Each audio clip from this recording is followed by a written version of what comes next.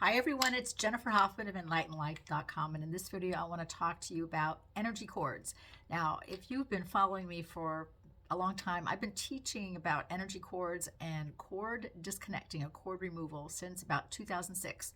So energy cords are basically cords, but they are created through trauma and strong emotion and commitments and a lot of karmic issues between you and somebody else. Now you can have karma with a person, you can have karma with lots of people, you can have cords with anybody in your life. In fact, each of us probably has dozens of energetic cords coming out of us.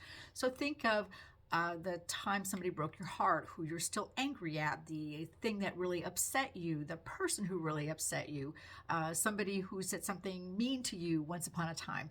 Each one of those instances carries an energetic cord with it.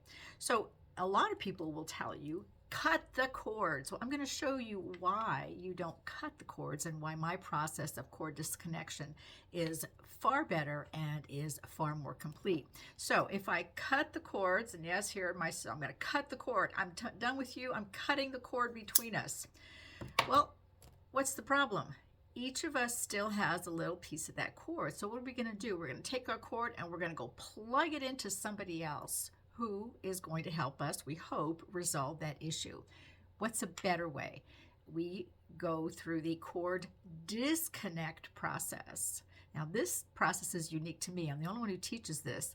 So in the cord disconnect, you do three things. You disconnect from the cord. You heal the place where the cord was fastened.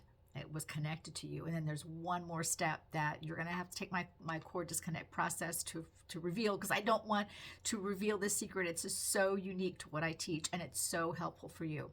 So cutting the cords doesn't really solve anything. You still got a piece of this cord. You're going to take this piece of cord and you're going to go find somebody else to plug it into, because the issue's not resolved.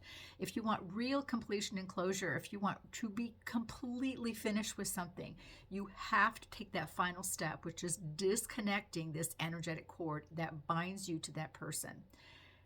So my cord disconnect process does this. It's a three-part process, and there's a lot more to it than that, and I'll take you over to the sales page for that. But I want you to consider the idea of cutting cords or disconnecting cords. When you disconnect, you completely remove the cord. When you cut the cord, you're just cutting the piece of cord to that other person. And you know what?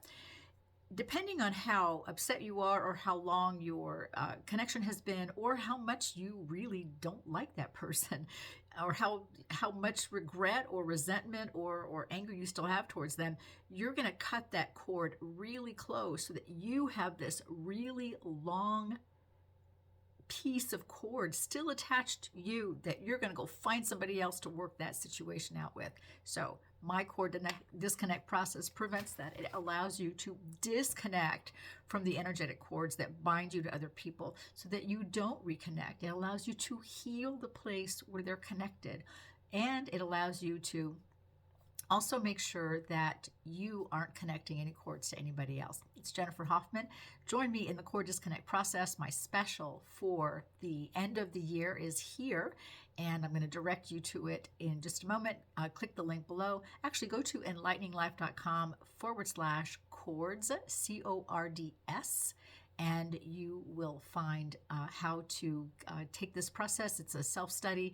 It is the best cord disconnect. In fact, the only cord disconnect, but it's also the best way to really get completion and closure, really be done with something and someone. That final step is removing those energetic cords that bind you to people. You would be surprised how many energetic cords you have connected to yourself.